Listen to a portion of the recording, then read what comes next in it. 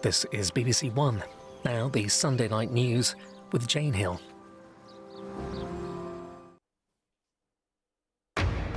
Tonight at 10, clearing those wrongly convicted in the Post Office computer scandal. The Prime Minister says he's looking at legal options. More than 700 branch managers were convicted of theft and false accounting because of faults in the Horizon IT system. What an appalling miscarriage of justice it is for everyone affected, and it's important that those people now get the justice that they deserve. With communities still clearing up after devastating floods, now there's a warning of snow and ice for many parts of England.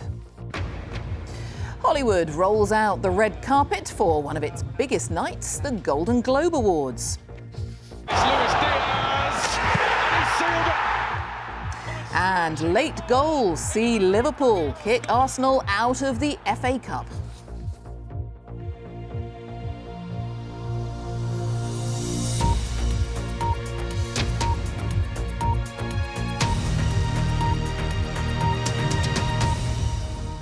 Hello, good evening. The Prime Minister says the government is looking at legal options to clear the sub-postmasters wrongly convicted in the Post Office scandal, which he called an appalling miscarriage of justice.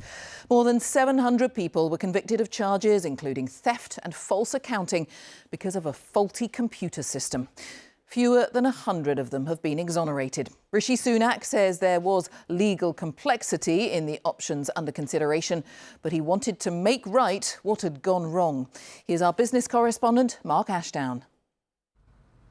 The only way to stop it is to prove that I'm not a thief, right? It must be a bug. It must be... Lee Castleton's years of suffering were laid bare in the recent ITV drama. He was accused of theft by the Post Office and pursued through the courts. £26,000 gone missing. You what? 26 grand. He was left bankrupt, shunned by his community and even considered ending his life. He said the public support this week has left him stunned. It's very lonely being the only one, as the Post Office would constantly tell each of the victims. So now we're together in this and we just need to keep walking forward, no matter what the punches are, no matter how hard the war gets. Lee was among around 700 Post Office managers convicted over a 16-year period from 1999. In fact, faulty software in the Horizon IT system was to blame. Today, the Prime Minister said the Ministry of Justice is looking at the best way to speed up the process for overturning convictions and handing out compensation. It's right that we find every which way we can do to try and make this right for the people who were so, I said, wrongfully treated at the time. The compensation is a part of that, but as you say, there are legal things that may be possible as well. Currently, each person with a conviction has to appeal to the Post Office directly to try to overturn it. Campaigners say many have been left traumatised and don't trust the process. To date, just 93 convictions have been quashed. The committee set up to oversee compensation payments has written to the government, urging it to intervene and exonerate all of those accused as one.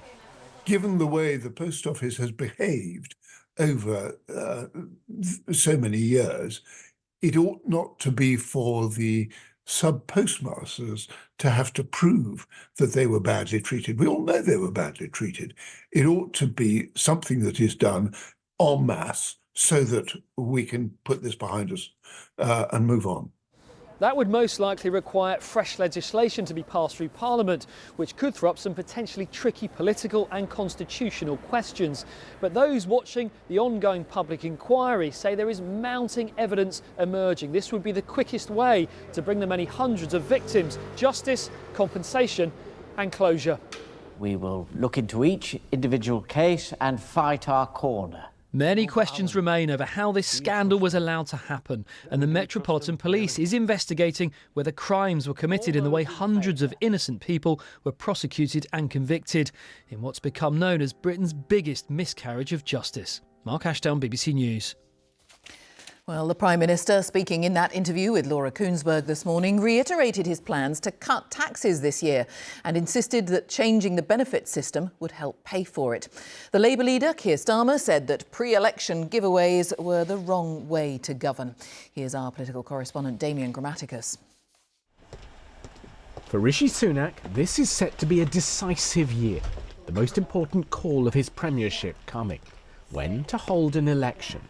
He's trailing in the polls, but has a plan to offer tax cuts, paid for, he says, by controlling welfare spending, particularly for those deemed too sick to work. In the last decade, that system hasn't been reformed at all. And you've seen the number of people who are signed off has tripled. Now, do I think our country is 3 times sicker than it was a decade ago? The answer is no. I think the system is not working as it was designed to work. And now we are bringing forward reforms that will mean that we look at the eligibility for who is signed off sick. A huge year. In another TV studio, the Labour leader. His vision includes spending more, eventually $28 billion a year to transform the economy. Conservatives already attacking the idea as irresponsible, inflationary. If we can have a fight going into the election between an incoming Labour government that wants to invest in the future, long-term strategy that will lower our bills and give us energy independence, versus stagnation, more of the same under this government. If they want that fight on borrow to invest, I'm absolutely up for that fight. And the Labour leader says the sooner the better, though Rishi Sunak has tried to quash speculation about the election date, suggesting autumn.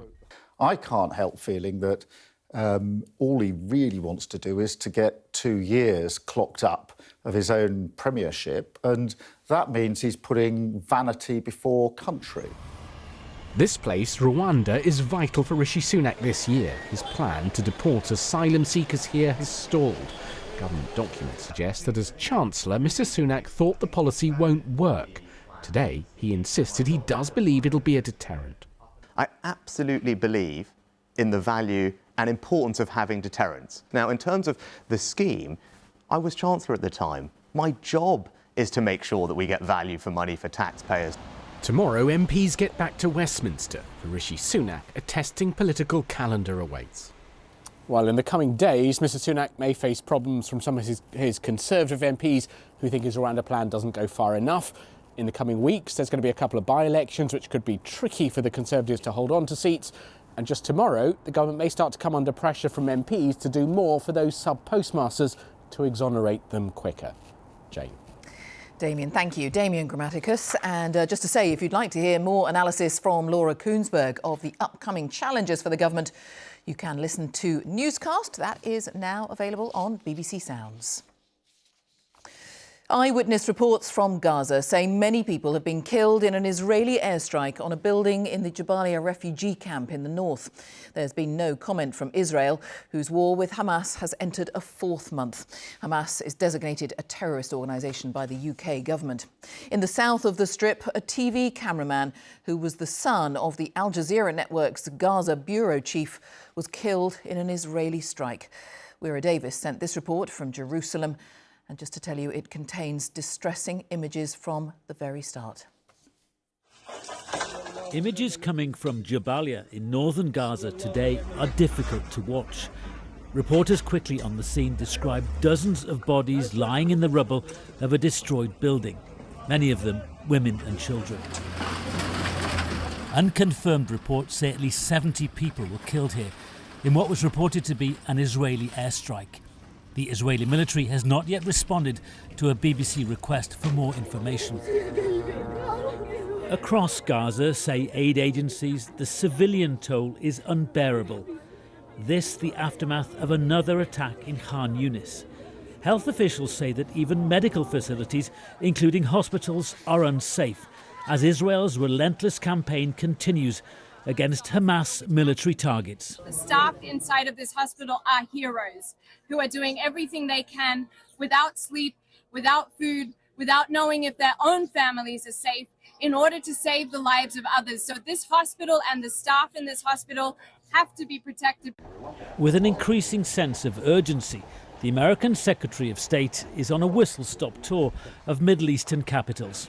With real concern about the humanitarian situation and the possibility of a region-wide conflict, Antony Blinken is being urged to use America's influence over Israel to demand an immediate ceasefire. But even if Washington presses that point, Israel's leader isn't yet listening. We are not stopping until victory. The war must not be stopped until we achieve all of its goals.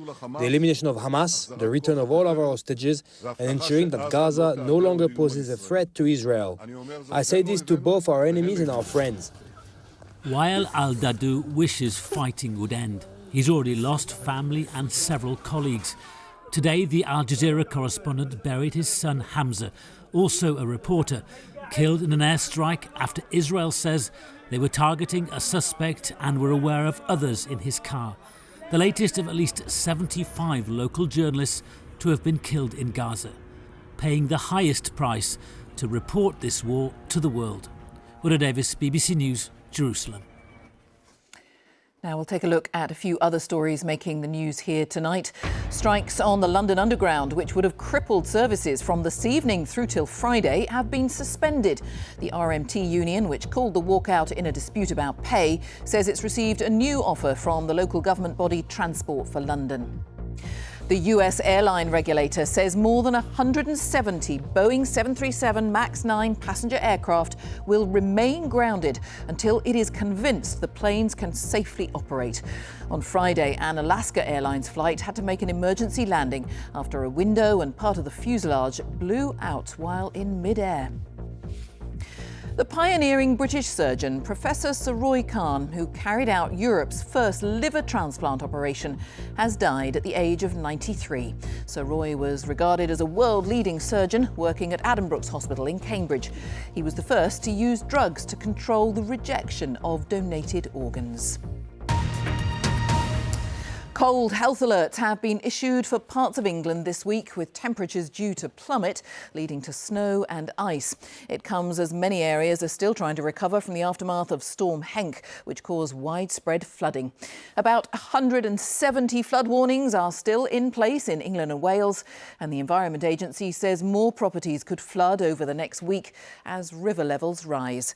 Jessica Lane reports.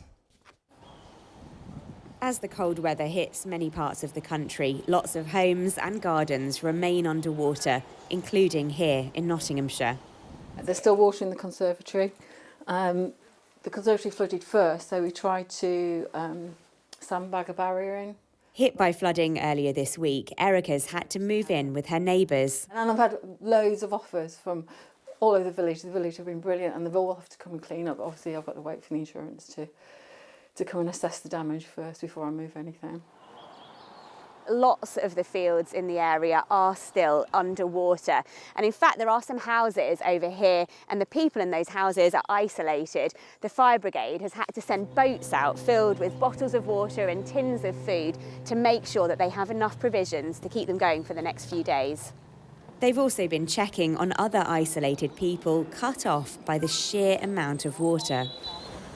People alongside the River Lambourne in Berkshire were monitoring water levels all last night after some homes flooded. It is that level of... The Prime Minister met the Environment Agency earlier in Oxford. Just manage the water levels in a way best you can. The government's been accused of being asleep at the wheel by Labour in its response to the widespread flooding chaos. Ministers say affected communities in England will be able to apply for funding to help them through these challenging times. Even though we've got some dry weather in the forecast, it is going to take a while for the peaks in the rivers to move down through to the sea and take the pressure off communities like those we've seen in recent days. Here in Collingham, some of the floodwater has receded, but the cold weather is hitting many in the country trying to salvage their homes and businesses. And with the prospect of more flooding to come, it continues to be a worrying time. Jessica Lane, BBC News, Collingham in Nottinghamshire. Now, Hollywood is gearing up for the Golden Globe Awards, which begin late tonight after a big year for cinema, which saw Barbie and Oppenheimer dominate the box office. The Globes are the first major ceremony of film awards season, culminating with the Oscars in March. Our Los Angeles correspondent Emma Vardy is at the Beverly Hilton, where the ceremony is being held. Emma. Well, the biggest stars in Hollywood are about to start arriving here, and there is a sense tonight that after a difficult year in the industry, people are ready to let their hair down and enjoy themselves. This is predicted to be the night of Barbie and Oppenheimer, both films nominated in a number of categories, but of course they couldn't be more different. Hi, Barbie. It was never just about a plastic doll. Barbie, a satire on a female's role in society, became a sensation last summer. Hi, Barbie! As audiences dressed in pink and headed to the cinema, making director Greta Gerwig the first female to make a $1 billion movie. I got us both ice cream. Cool. I don't know if we can be trusted. For Best Drama, Oppenheimer, the 3-hour epic about the American physicist who developed the atomic bomb, is battling it out against Martin Scorsese's Killers of the Flower Moon. Leonardo DiCaprio is up for Best Actor, but it's his co-star Lily Gladstone. He may become the first Native American to win Best Actress. I didn't realize this was a race. He's on the floor, Tom. Explain to me what he's doing. And Succession, the drama about a media dynasty, is predicted to be the big winner in the TV categories. Studios are hoping for a boost from the awards, as the Globes are the first major event since actors and writers' strikes saw Hollywood productions grind to a halt, costing the industry dearly. So there's a lot at stake, but the Globes are also known as the biggest party in town. Throughout the night, the champagne will be flowing because this event has something of a reputation for being one of the most raucous of awards season.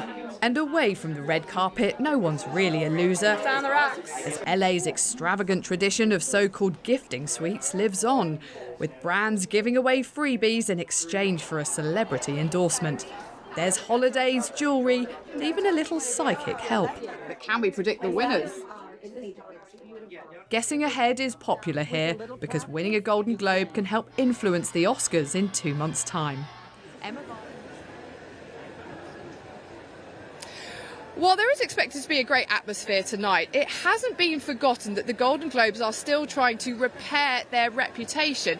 After 2 years ago, a series of damaging scandals over corruption and a lack of diversity saw the TV coverage here cancelled and a number of stars boycotting the event. So there is behind the scenes some 200 new members now who are voting on these awards to try to make them more diverse and more inclusive and much fairer and more transparent. But that aside, look, Hollywood still loves a red carpet, and the stars tonight, after a difficult year in the industry, are in the mood to celebrate and to be able to promote their films and really get back to business. And unlike the rather more formal Oscars in 2 months' time, once all the stars get packed into the ballroom here, there are a lot of drinks served up, and the Golden Globes are known as a night in which anything can happen. All right, Emma, thank you. Emma Vardy, enjoy. And, well, that takes us into the day's sports news. Let's get all the very latest from Ollie Foster, who has all of that at the BBC Sports Centre. Hi, Ollie. Hi there, Jen. Thank you. Good evening. It's been another busy day in the FA Cup. All the goals are coming up after the news. 2 of them were scored at the Emirates Stadium, where Liverpool rode their luck a bit before knocking out the most successful side in the history of the competition, the 14-time winners Arsenal. Here's our sports correspondent, Andy Swiss.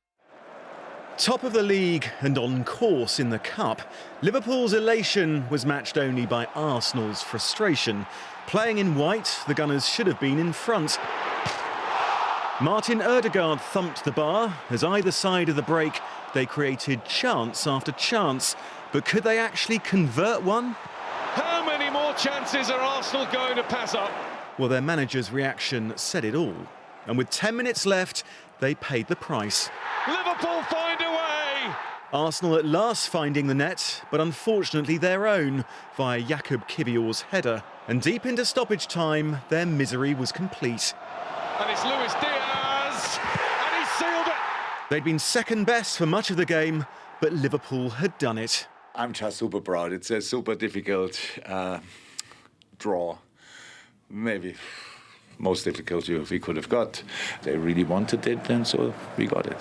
For Arsenal, meanwhile, a third defeat in a row. Testing times for them, triumphant ones for their opponents. Andy Swiss, BBC News. The cup holders, Manchester City, had a very comfortable afternoon, 5-0 winners against Championship side Huddersfield. They were also boosted by the return of Kevin De Bruyne after 5 months out with a hamstring problem. He came off the bench and set up their final goal. Phil Foden there also scored twice. In the other third-round ties today, Premier League Luton and Nottingham Forest, they were held by League One sides, Bolton and Blackpool. West Ham will also have to replay against Championship side Bristol City. There were wins for Leeds, Wrexham and West Bromwich Albion, who knocked out non-league Aldershot. Sam Kerr is going to miss the rest of the season for Chelsea women with a serious knee injury. The Australian striker damaged an anterior cruciate ligament at the Champions warm weather training camp in Morocco. The 30-year-old has been Chelsea's top scorer for the past 3 seasons. It's getting very tight at the top of the Rugby Union Premiership. Bath, they're up to 3rd, just 3 points behind leaders Northampton now. Bath beat Gloucester 17-10 at the Rec. They were behind at half-time, but fullback Tom de Glanville scored 2 tries to secure the win. That's a 9th defeat in a row for Gloucester, though. Rafa Nadal has pulled out of the Australian Open that starts next weekend. The Spaniard, who's a 2-time champion in Melbourne, had only just returned to action after almost a year out. He's picked up another hip injury. The Masters snooker is underway at Alexandra Palace, and the world champion Luca Brissell has been knocked out in the first round. The Belgian second seed was beaten 6 frames to 2 by England's Jack Lisowski, who reached the semi-finals last year. In the last couple of minutes, Shaun Murphy, a former Masters winner, has also made it through to the next round. Lots more on all those stories on the BBC Sport website. All those FA Cup goals. Still no major shock in the third round ties, but there is one more. Perhaps Wigan can provide the shock at home to Manchester United tomorrow. But that's all the sport, Jane.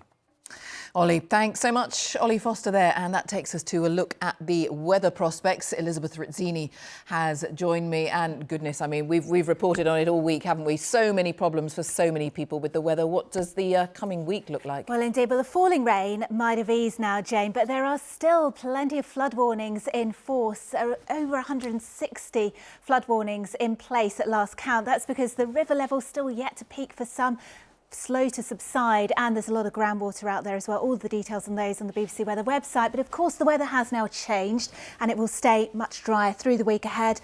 Feeling rather cold, certainly, and there'll be frost and fog to come in the forecast, forming overnight. And it's all because this area of high pressure has been building in from the west through the weekend. It's sticking around through the week, just blocking these Atlantic systems, but more fog forming at times. The fog today across parts of Scotland was very slow to clear, and it remained sub-zero for many parts throughout the day. More fog forming tonight, although the air a little drier and the wind a little brisker. Still some showers just edging into southeastern Scotland, northeast England and across the southeast of England, also the southeast of Northern Ireland too. Widespread frost to start the day and some more icy stretches as everything refreezes. Now just zoom into the southeast of England, East Anglia tomorrow morning, because we've still got these lines of showers. There could even be a light dusting of snow, perhaps particularly over the higher ground, just drifting in from the North Sea. And as the wind starts to strengthen and turns a bit more easterly, some of those showers will be blown into central southern England, maybe even into eastern Wales. But for many of us, away from the fog patches, slow to lift and clear, there will be some weak winter sunshine, patches of cloud, temperatures peaking between 2 and 5 degrees Celsius. Feeling cold, but feeling even colder still in exposure to that northeasterly wind, particularly towards the south. Plenty of added wind chill here. It's going to feel sub-zero. Temperatures will feel very cold throughout the week, but it will start to feel a bit less cold as we head through Thursday and Friday. But along with that less cold air comes plenty more cloud. Until then, some sunshine and staying largely dry. Jane. All right, good. Thank you very much, Elizabeth Rizzini. And that is it from the BBC News at 10 for tonight. Now it's time to join our colleagues for the news wherever you are. From everybody here, a very good night.